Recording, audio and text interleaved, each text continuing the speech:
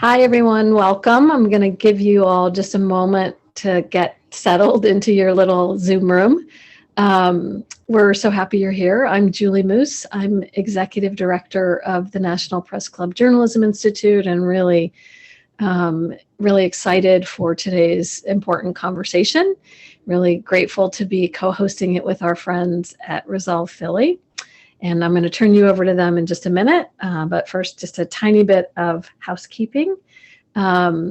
We hope that you will join in this conversation. And so we would like to see your thoughts and your questions in the chat.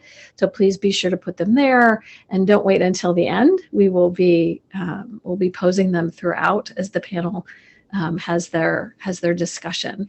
And with that, I think I'm going to turn it over to Cassie Haynes, who is moderating this conversation. She is co-executive director of Resolve Philly. She is also a lawyer, has a master's in public health, and everything she does is infused with equity and collaboration and getting it right. So Cassie, over to you.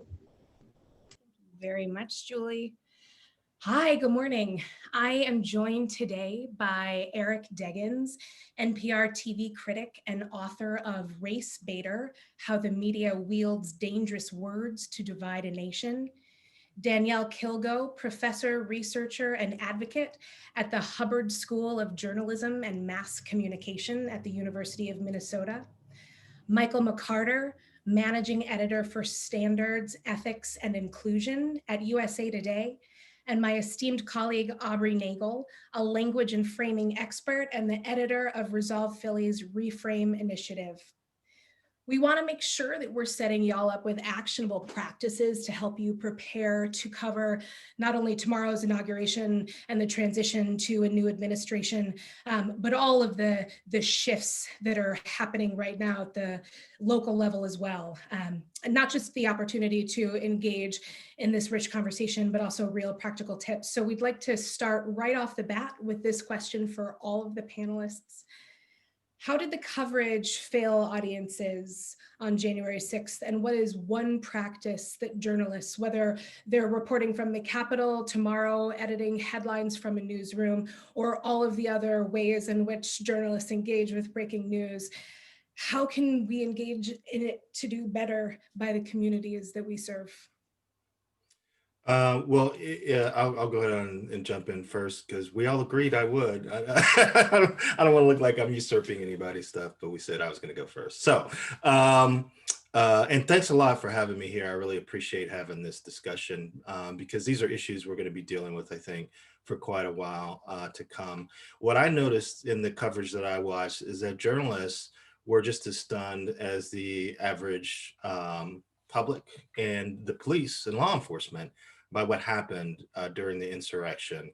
And that's a problem.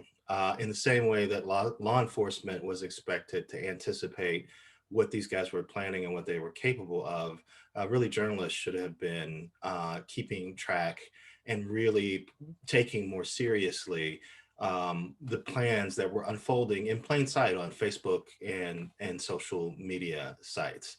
And the fact that we as news organizations weren't quite prepared for what happened is indicative of how we weren't keeping a close enough eye on what the pro-Trump forces were planning and were capable of on that day. That said, a big part of terrorism, domestic terrorism, is terror, creating terror. And I think now we're in danger of overcorrecting in the same way that we did after 9/11, where we had this tremendous disaster that occurred seemingly under our noses. And then all of a sudden, we overcorrected in terms of how we responded to it. And, I'm seeing these stories every time somebody gets stopped at the Capitol by the police and questioned or arrested. There's a flurry of news stories. And this is what I think some of these people who are involved in these movements want. They want us all on edge. They want us to overestimate their power and their reach and their abilities. The other thing that struck me in watching the video that's coming out about how bad the attack actually was is that, a lot of the people involved in this didn't seem to know what to do once they got inside. I don't think they thought they were going to get inside either. And so once they got inside the Capitol, they almost were kind of like, well, what do we do now? My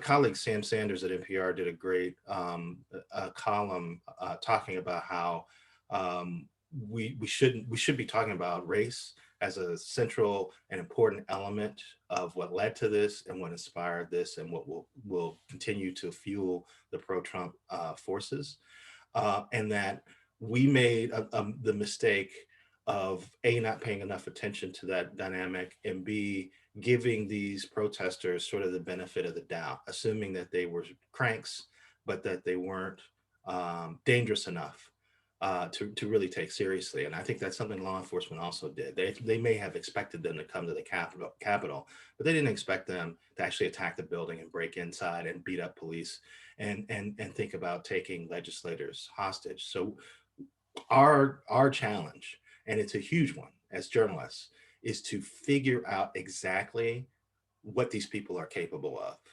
and make sure that we talk about it enough that the country is informed whenever something happens so that we're not caught flat-footed again. And that's a tall order, but that's really what's necessary in this moment, I think. Yeah, Eric, I agree with you 100%. And I would say that, if you look at just go back to the 2016 election, one of the things that media can do better is to understand and listen to all types of voices. That's where my inclusion title comes from. You don't necessarily want to amplify the hate and the rhetoric that comes from certain groups. However, you do need to understand where they're coming from and that they exist. Ignoring them or calling them kooks or just brushing them off to the side can have some really significant consequences, as we saw, at the Capitol. And I believe that we really have to work harder as an industry. If you have, 70+ million people that voted for President Trump, you have to understand that they're not in this. This is not a backwoods group. This is not some underground group. This could be your neighbor, and very likely is your neighbor. And so we have to make sure that we're bridging that gap so that we have a better understanding. I can't speak to the police. I can only speak for the journalists. I will say that from my perspective, if this group was underestimated because of the makeup of who they were, I would say that if it was another group that had presented themselves in large numbers, the preparation and the security would have been a different story. But that's a different topic. So I'm going to say yes to all of this. And if I might add just one thing to what Eric said, many people of color, especially Black people, have been listening to the rhetoric, our political rhetoric, for some time, and they were not shocked by this. So as newsrooms are, attempting to keep their words about centering diversity, equity, and inclusion, I think it's really important to acknowledge that fact.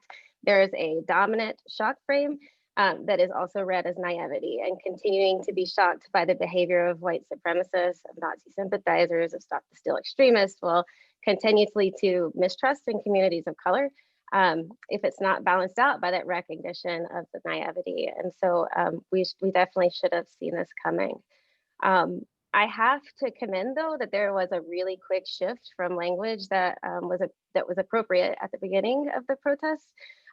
It started as a protest. It became very quickly a riot, a mob, an insurrection, a coup, and those words were incorporated in many outlets.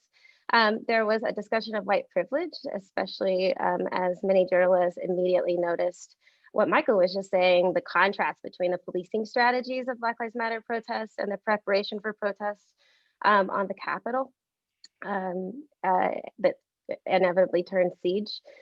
So what I think is it's important to acknowledge that, that it's commendable that there is this willingness that in real time to change the rhetoric to something that was quite unusual. I've studied press patterns since the death of Trayvon Martin in 2012. And it was definitely the first time I saw discussions of white supremacy and white privilege being evoked sort of immediately on first day, and not waiting until more thematic coverage came later. I think there's other places for improvement too. I think, language remains a key place that we should discuss in lieu of not having a systematic analysis right now.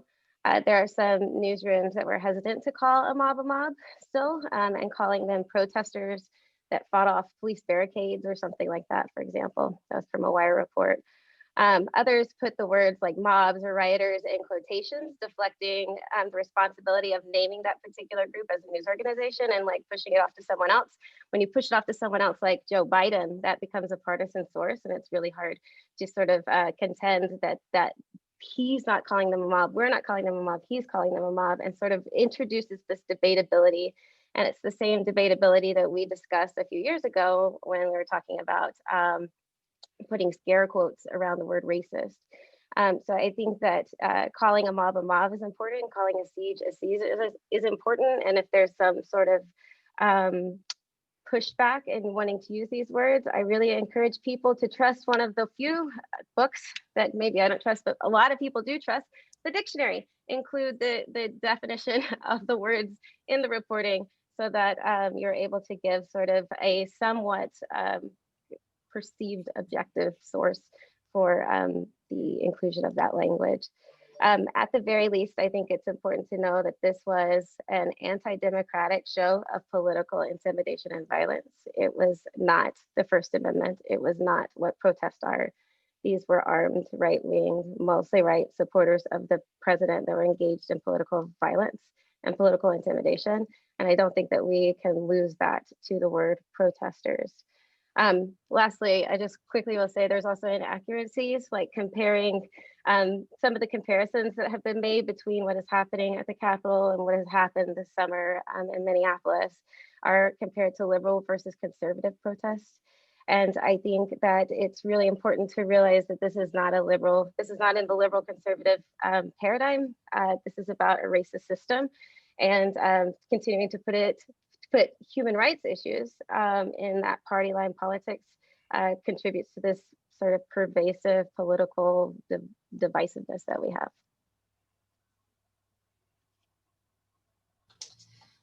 Yeah, I absolutely agree with what you've all said so far. And to add to, of course, the language debate, as Danielle mentioned, rapidly improved over the course of the first few hours of what was unfolding. But again, as Michael and Eric mentioned as well, there was a clear lack of planning, awareness, and yes, like the dominant shock frame is just naivete.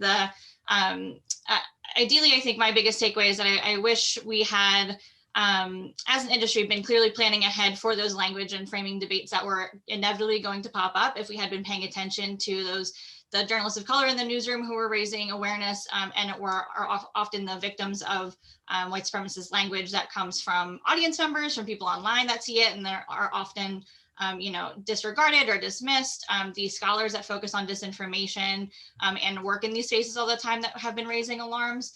If there was a larger mechanism within newsrooms for planning ahead for worst case scenarios. I mean, we knew this rally was happening. It was planned. It had been talked about online for weeks and weeks.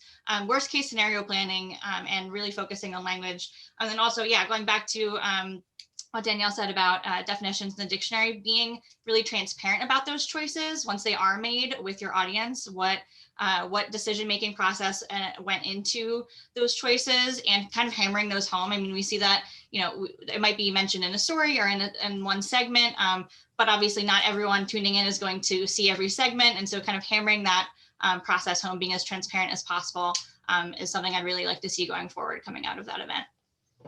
I also wanted to interject quickly to point out that even though I started out by criticizing the coverage, I do also want to commend a lot of the reporters who were on the ground, the people who were in the protests and tried to get as much firsthand information about what was happening at great risk to themselves.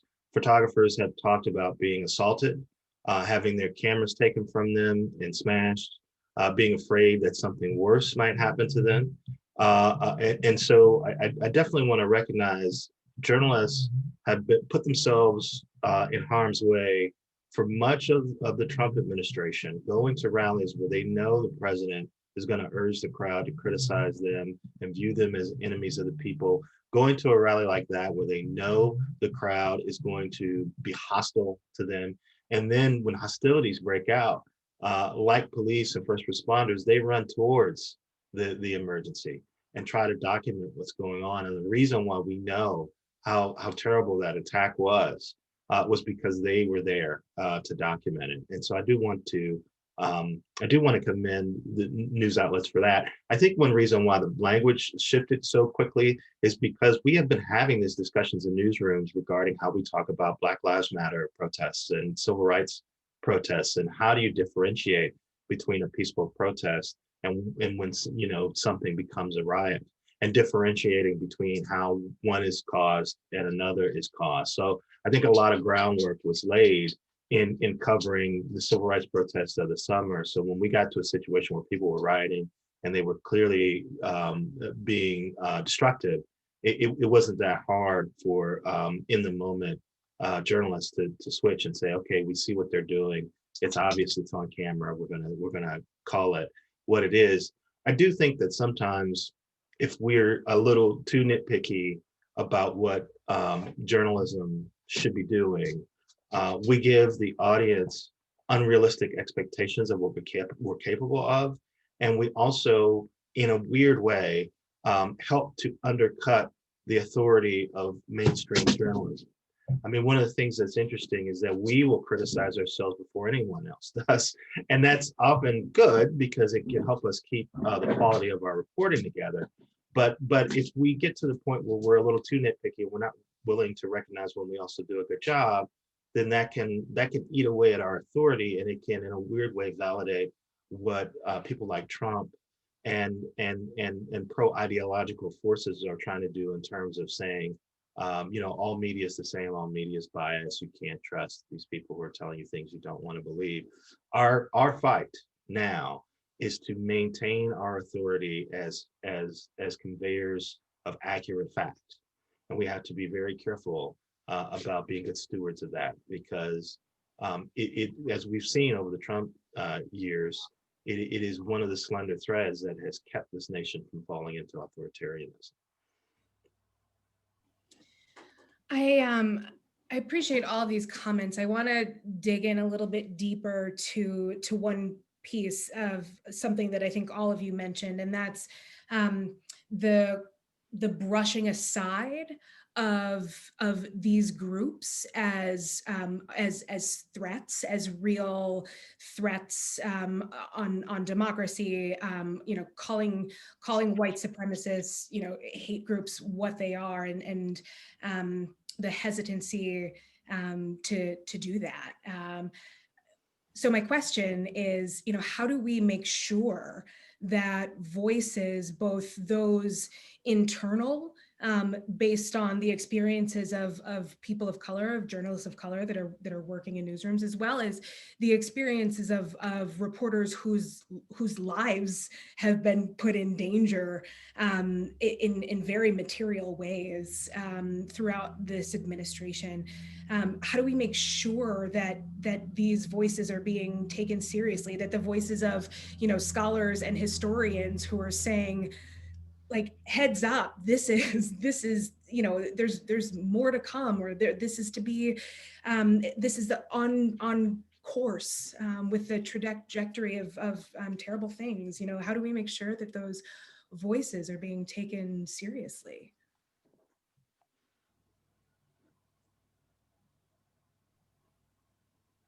I think that's an ongoing challenge that we have, because, as I said, you don't necessarily want to amplify a lot of the rhetoric or the hate, but at the same time, in order to have a greater understanding, you do have to get in, and that is if you can get in and be able to have a good conversation and be able to report out what is the real motive or the real feeling behind some of these groups and organizations. It's not like the hate groups just bubbled up. And again, when we, Danielle said, something that was really important about, how this is, you listen to your colleagues of color, hate groups have been around, and hate groups have been doing what they're doing. This just seems to be more coordinated than it has been in a long time. And it seems to be becoming, instead of fringe, more mainstream than it has been in a long time. And I think there is a real hesitance on a lot of media outlets to recognize that and to report that and to say that for fear of whatever, whether it be backlash from advertisers or whether it be backlash from some of the markets that they serve. Because, for instance, with my company, Gannett, we have properties in large liberal towns, if you want to call them liberal, and we have some of the smallest conservative red state, red city, red communities out there. And if you say, to the conversation about how there was pushback for certain language used, and pretty innocuous, how did this affect you? Those audiences go nuts. So there's a hesitance, and I get that, but we have to figure out a way around it. I have a question.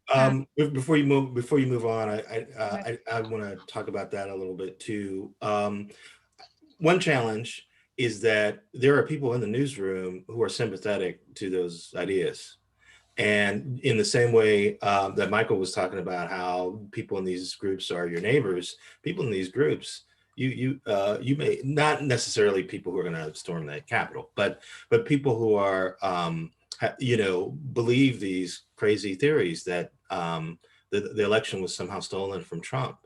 You may work alongside them, or they may at the very least be the security guards or the people who work in the printing plant or something. That's part of it, is that it's hard, I think, for journalists to accept that people that they know and think are reasonable people actually believe some of this nonsense. And it's hard to see them as anything other than sort of a fringy group that might not be effective, and you might bring harm by paying more attention to them than they deserve. In my book, Race Baiter, I talked about how Fox News was exploiting prejudices and fears against people of color, especially Black people, in order to build a relationship with their audience, to present the world the way that their viewers see it and fear that it is, and pull them into watching Fox News and get them to reject watching other cable news channels that talk more expansively about systemic racism and systemic prejudice. Conservative news outlets and conservative ideologues do not believe that systemic racism is a problem in American society. And that's something that we don't talk about. This is one of the clear dividing lines between, increasingly, between mainstream media and this alternative structure of news outlets that is right-wing oriented and supports Trump and conservative candidates. They don't believe that systemic racism exists and is a serious problem in America. And mainstream journalists and mainstream media has come to accept that that's true. And so we're constantly at war over these other issues. When someone loses an election, when there's something that's deemed to be voter suppression, when COVID kills more people of color than it does white people proportionally. All of these issues are symptoms of a central rift that we don't talk about enough when we talk about why things get covered differently, why things get talked about differently. And that's something I think that news media really hasn't really gotten its arms around yet. Oh, and one more thing. I'm sorry. All this stuff is occurring to me, and I want to make sure I say it all. So in the book, I talked about all this stuff that was going on with Fox News, and then eventually you saw it sort of grow to become this wave of misinformation and disinformation that distorted our electoral process, right? And threatened our common acceptance of fact.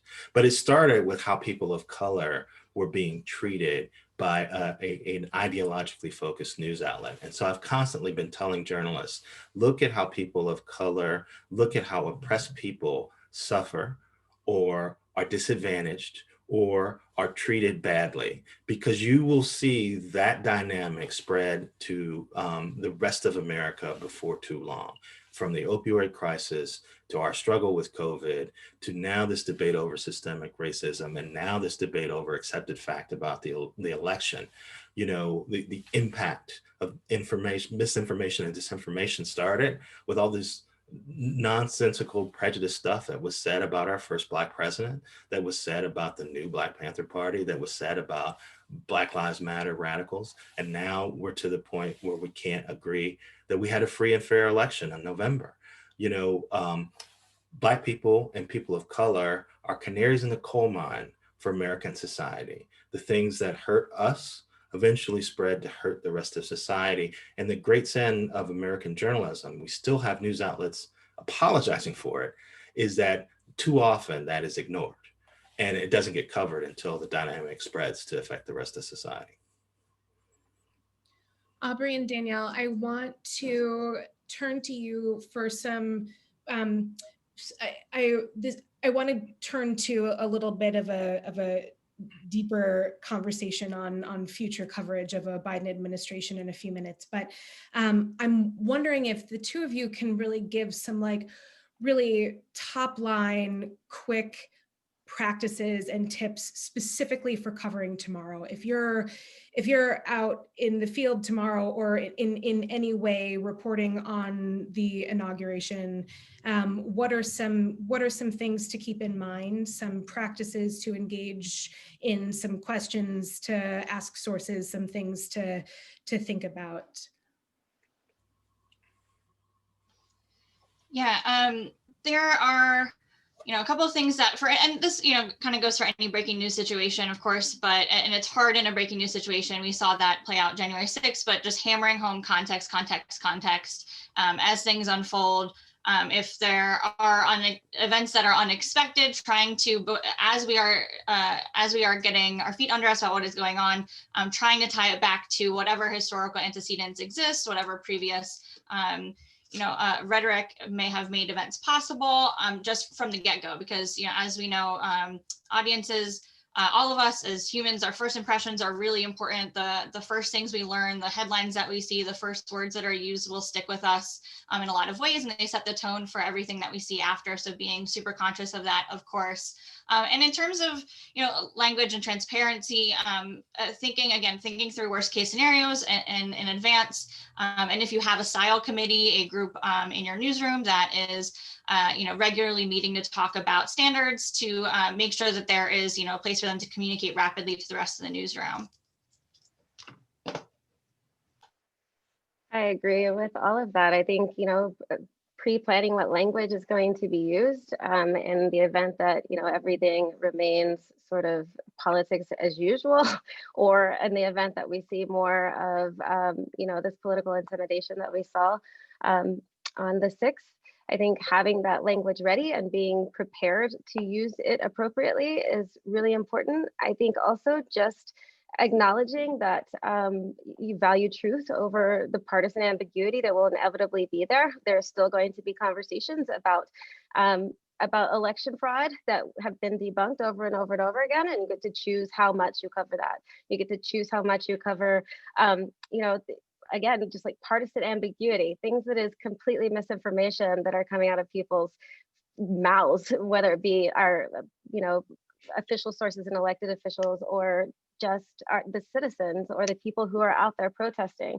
Often we tell journalists to please give the protesters the mic and let them say their own story, and still encourage protesters or encourage journalists to do that. But in this scenario, it's also how much do you do that and how often do you do that that doesn't disadvantage your audiences and the general public. Danielle, oh, Michael, I saw you go off mute. Did you want to respond to that? Well, I was just going to say I totally agree that the planning ahead is key, especially now. And hindsight is 2020. I wish on that fateful day that we had a pre-plan of the language, but we knew we were going with protesters and demonstrators. But we did have, much like the Zoom call, we stayed on a virtual newsroom, 1A call as we sat there and we watched things transpire.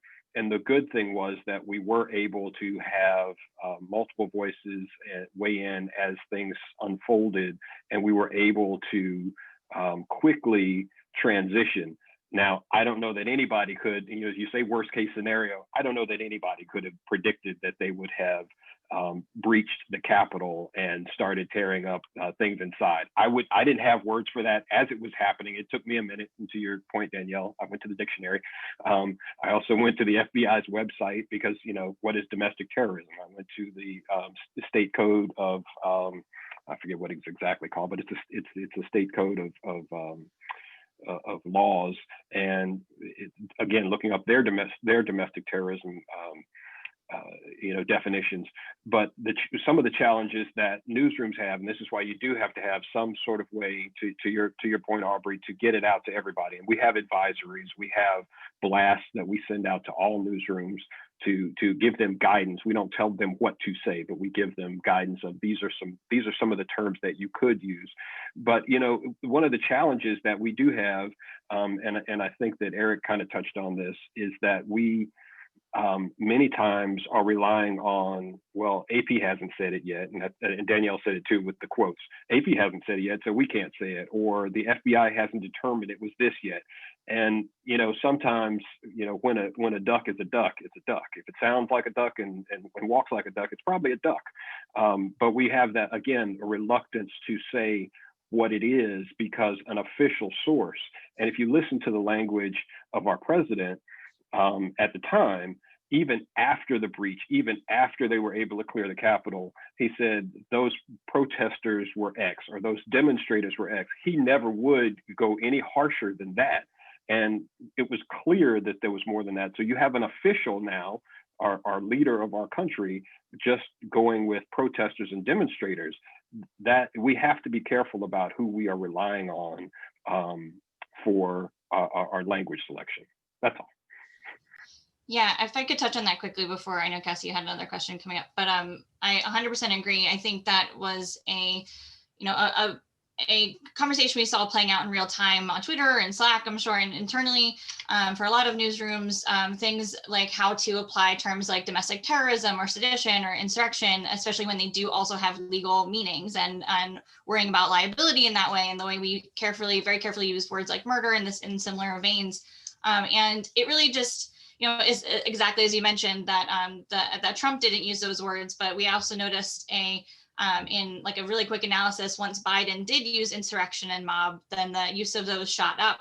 And that's problematic, right? In that we are allowing we're assuming neutrality on the part of people in power in those positions when that might be actually at odds with, as we've seen so many lawmakers actually perpetuating the lies about election fraud. If we are then relying on and treating those as somewhat neutral choices to make, that becomes a huge problem for us. I saw that a lot with the term domestic terrorism, which obviously is super fraught in a lot of ways, and how we've used it and misapplied it in the past several decades. But waiting on someone to be charged with something before using it, if that is a term that is unlikely to be charged by a particular administration, where does that leave us? If we are facing, God forbid, that event had been successful, would we not have used that language because nobody official would have been using it? It creates that standard can get in our way a lot. And I think we really need to think through when who are we deciding is the expert on and what definitions we are using and who is getting to define those terms before we use them. I think often these discussions are centered around how are we going to justify what we did after we do it. And so it is easy to say, well, the vice president said, or the president-elect said, or so-and-so is calling it this, or it becomes easier for us to point to official sources and say they were doing it. rather than saying we looked at the situation and we decided that this is what's happening. And so we do have to gather the courage as journalism institutions to look at what's happening and say what is happening. But we also have to make sure that we're saying what is happening based on what we're seeing or some kind of evidence. We've reached a point with this past administration where they have lied to us so much that it is easy to get into this mode where you're constantly assuming that what they told you isn't true, or assuming that what they've said is a lie, because so many times it is. But we're entering into a new administration with new officials, and again, the pressure is on us to be accurate, and assuming that someone's lying is not necessarily accurate. So even when we make these decisions about language, we have to make sure that we can defend them based on the evidence and that we can present. Your point, Eric, I hope everyone on this call also takes the stance that just because this new administration is coming in and says that they will be much friendlier, that we shouldn't assume that everything they say is the truth, because it's our job to make sure that we're getting the facts right, to your point. This is an interesting segue because, we often talk about journalism as, holding power to account. I think, there's a question that came into the chat, which I don't know the answer to, and I don't know if y'all know the answer to. What responsibility do press clubs and media associations have to monitor their members? I think this translates to a larger question for me, which is when we don't get it right, when the news doesn't get it right, who holds us accountable? How can we hold ourselves accountable as an industry? Whose responsibility is it to tell the news you're doing it wrong? How do we get to a place where we can tell ourselves that and kind of hear it and turn around and make some changes? Well, I'm chair of the Media Monitoring Committee for the National Association of Black Journalists, and we give out a thumbs down award every year to usually a couple of news organizations that we feel have dropped the ball in terms of either how they depict people of color or how they cover issues that are rooted in race and people of color. I think if you're a journalism organization and you're handing out awards for people doing a good job, then you should be willing to note when people are not doing a great job and figure out how to marshal resources so that they can learn how to do a better job. One of the things I think we're going to have to do, for example, is hold news outlets accountable for spreading this misinformation.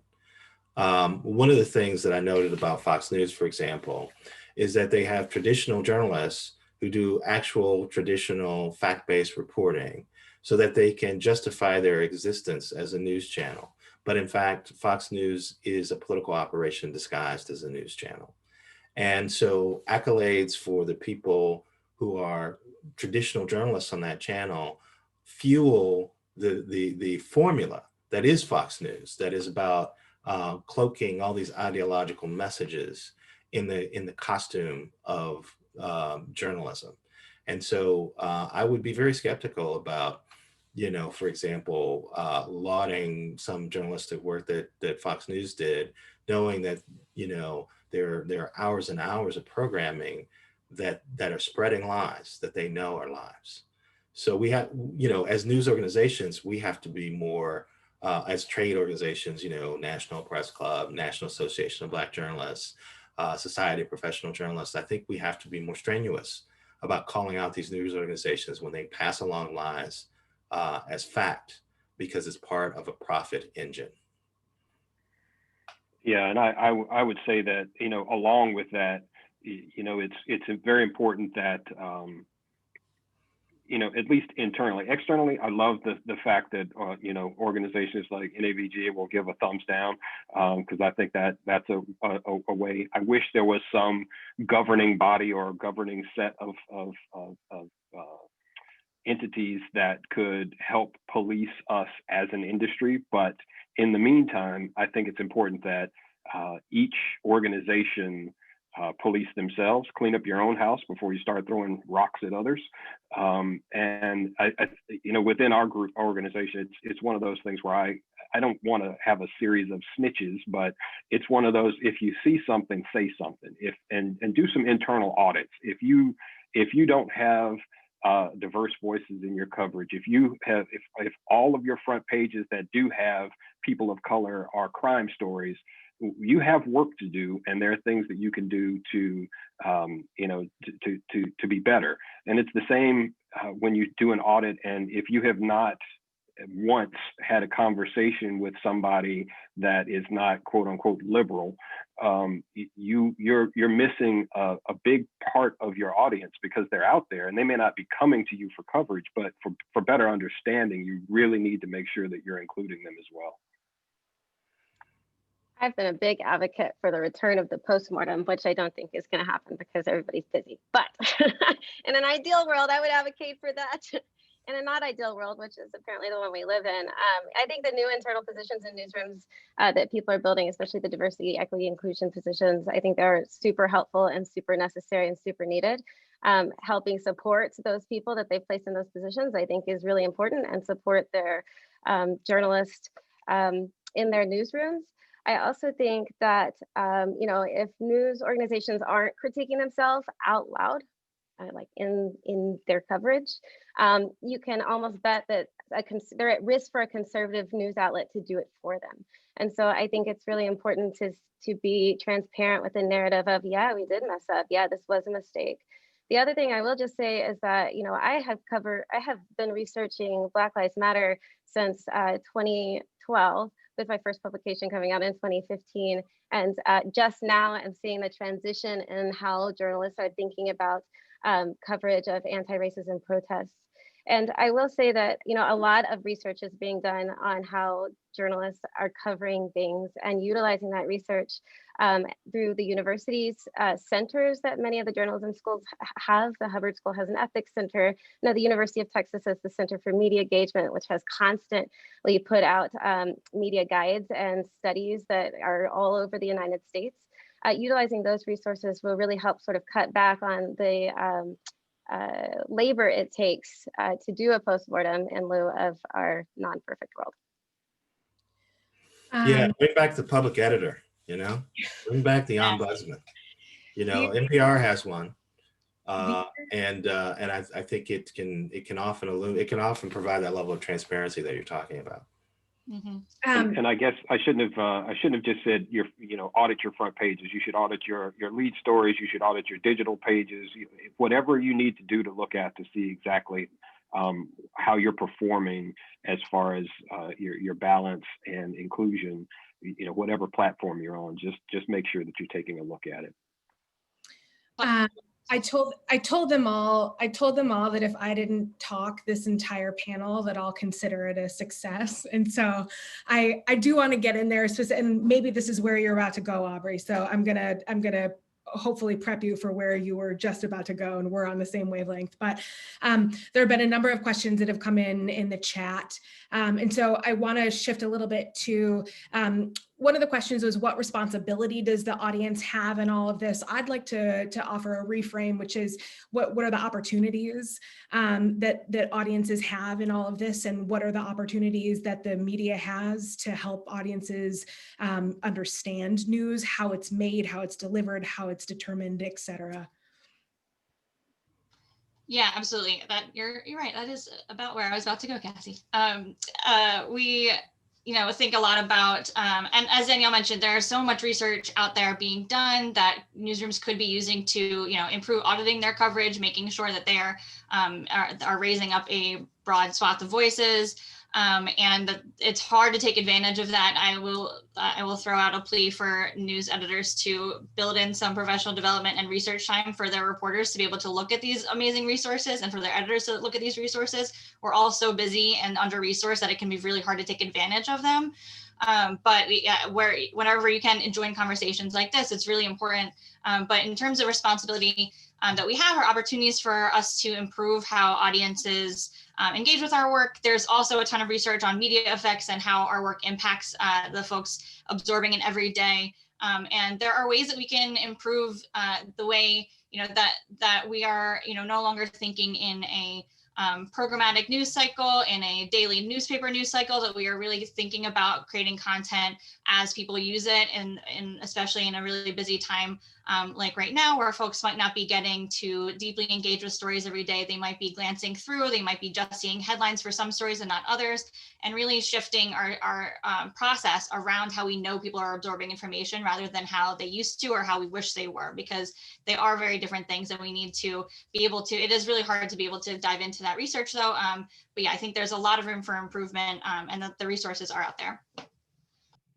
Yeah, I think one of the big problems that we have is that the public doesn't understand how journalism works, particularly high-level journalism, like we see practiced by the Washington Press Corps. And, years and years ago, like when I, first became a TV critic back in, TV and media critic back in 1997, you had some areas that had news councils where there would be representatives from the different news outlets in the area, and they would actually take complaints from the community, and they would issue reports on how things had been covered. And back then, more newspapers and news outlets had ombudsmen and public editors. And I think as the news industry has gotten less secure about its financial footing and about its place in America's heart, these positions have disappeared. And I think that's a terrible development. Yeah, sure, your public editor may occasionally hand, your competitors or people who oppose your coverage, a stick to beat you with.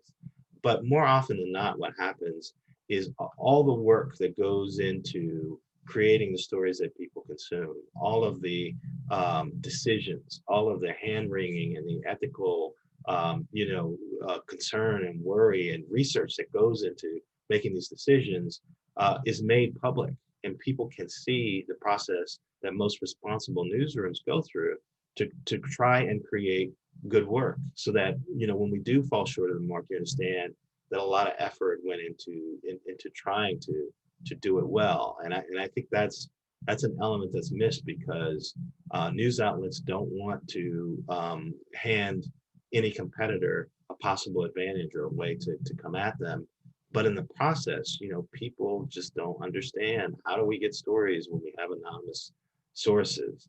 Are the sources anonymous to everybody? Or do people in the news organization know who they are and they're just not telling the public? What does on the record and off the record mean? People don't know this stuff. We assume that they know what it means.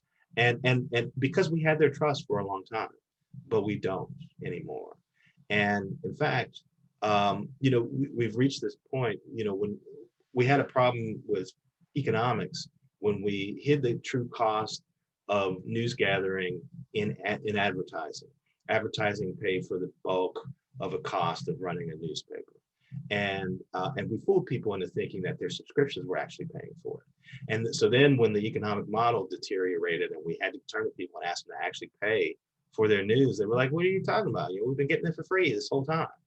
And we're having the same problem, I think, with actual journalism, where we have been delivering people great journalism in many cases, but not telling them how we got it. And now they're looking at us and they're saying, well, Fox News is telling us that you're liberally biased, and that you're making all this stuff up, and that these unnamed sources are fiction.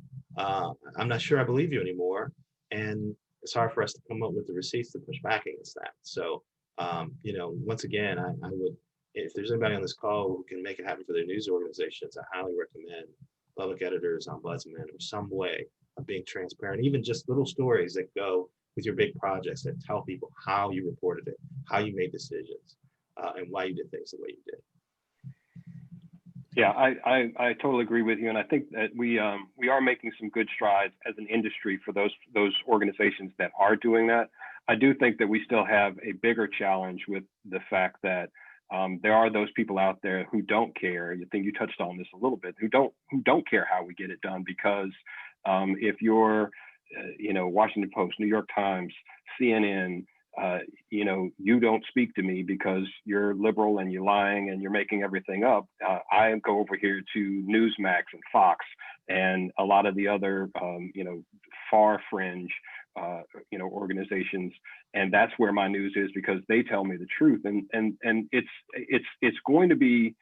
It seems like it's becoming harder and harder to bridge that gap, because people's perceptions become their reality, and what I say is truth may be truth, but is it everyone's truth? I had this conversation with a business writer a little while ago, where we were talking about how and this also follows off Trump. The Dow is up and the economy is great, and people are starting to it's turning around or whatever. And yes, if you have real estate and you have a 401k and you have a lot of assets, you probably are doing okay. But those people who are in the restaurant industry or whatever, you can't tell them that the economy is turning and we're doing good, because that's not their reality. So we have to also know our audience, know who you're talking to, and be able to put that in perspective for those who may not be, it's not a universal, everybody's doing great, unemployment's going down. Well, it's not going down for everybody. And just, making sure that you are being very clear, and continue to try to bridge that gap. I love the stories that say how we got it. I love the stories that say this is how we do what we do. The bigger challenge is breaking through to those individuals who still don't believe, who still want to, to use one of the terms from this administration, have their own alternative facts. Go ahead, Danielle, and then we'll move to Sure. a question or two. Yeah, I just would add that, I don't know if the mainstream can bridge the gaps between with the extreme right, but I do know that those on the fringe, that these public conversations or discourse that journalists can have about where they went wrong or how they made mistakes are also opportunities to talk about that the transparency of how they got to that mistake and how it wasn't intentional, or how it might have been biased, but it also may have been a reporting norm that we're now reevaluating. It offers this opportunity to track the norms and routines that are being held. And I think that this acknowledgement of them messing up, not just on a conservative headline, but also on a liberal headline, or also on a human rights issue. Everyone's an equal opportunity mess up for journalists, right? And so I think that having this constant narrative, this constant, checks and balances that's public, offers that opportunity to sort of try to reach out to the communities that may be disenfranchised by the coverage. I have a couple more questions that I want to try to get to. One came in the chat a while ago, and I want to go back to it. Members of the GOP have pushed back against the idea that the entire party supported the insurrection. On the other hand, there are many arguments to be made that enabling Trump enabled all of the events that unfolded. How might journalists represent dissent within the GOP without excusing or softening explaining of what's happened? Does anybody want to take that? I don't know that there's been a problem with recognizing the dissent within the GOP. I think the people who've been willing to take on Trump get a lot of press. I saw somebody on Twitter say something interesting, which is, when Trump won, we had all of these profiles of people who were Obama voters and switched to Trump, or people who decided to support Trump, even though, you would think because of their life circumstances, they wouldn't be aligned with his message. Where are the profiles of all of the people of color who stood in line for hours to make sure that their voices were heard? Where, now that we had this narrow victory, where we had Georgia send 2 Democrats to the Senate for the first time in God knows how long, the first Black man sent to represent Georgia in the Senate. Let's have some profiles of the voters who made that happen, right? Let's investigate all ends of this unlikely political result, and find out why these things are happening the way they are. One of the things, like Michael, when you were talking about talking to that business reporter, the American economy is set up so that people who have money can maintain their wealth. That's one reason. If there's anything Trump's been focused on, it's been the health of the stock market. So if you're wealthy enough to have most of your income come from stocks, and real estate, of course you're going to do well, because the government and the people who run the government have worked hard to make sure that happened. And it bothers me a little that your business reporter didn't think of that or isn't writing that. It's not an accident that the wealthiest people in this country have maintained their wealth as the rest of the economy has disintegrated as a result of the pandemic. And if we're not telling that story, we're missing that story. And so that, these are the kind of things that I feel like we should be looking at, that we often miss because we're in such a rush to say, we habitually don't talk about the Trump voter, which is a lie anyway, but we tell ourselves we don't talk about the Trump voter. And so now we're going to have 1,000 profiles of these people who believe a lie because they've been told it by news organizations, media organizations that they trust, and politicians that they trust. And we're not talking about the people who are on the other side of that who actually won the White House, who actually won the Senate, who actually flipped states that hadn't voted for Democrats in a million years. So, again, it's hard to keep everything in proportion and talk about things in the way that as close to truth that we can get to. But I think that's very important, and part of that is making sure that we try to look at every element of how this has all come to pass. We have just a couple minutes left, and I have a final question. So much of this revolves around trust. Broadly, those who don't trust because of misinformation that is happening in the now. There are those who have never trusted because the media has not served us in those material ways, or has actively disserved us or harmed us. And so I think, some final thoughts, Aubrey, on practical steps to bridge these gaps on trust.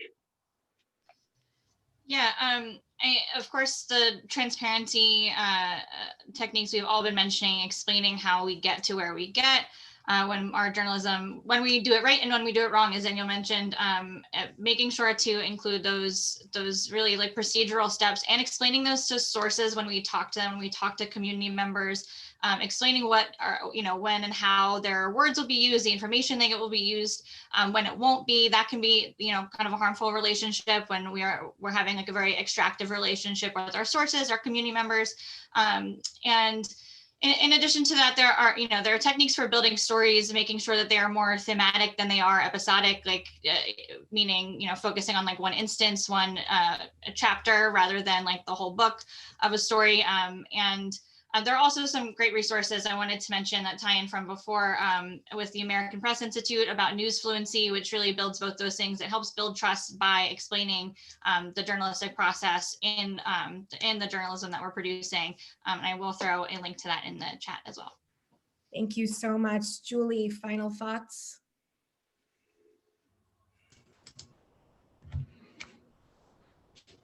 I know we like to. Hi. Yes. Sorry.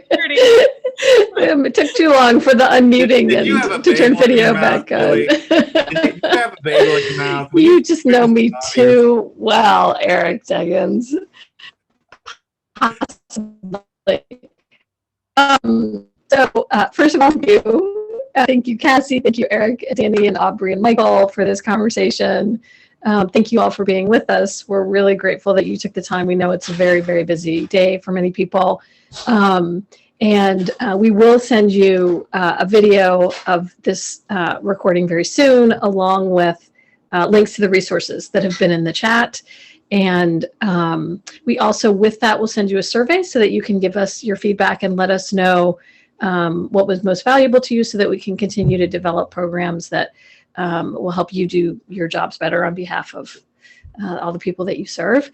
And we also will include in that a link if you are interested in giving our work a thumbs up by donating, since we have suspended all registration fees since last March. So again, thank you all so much for your time. Thank you for this great conversation. We will continue. And meanwhile, I hope everybody just stays safe.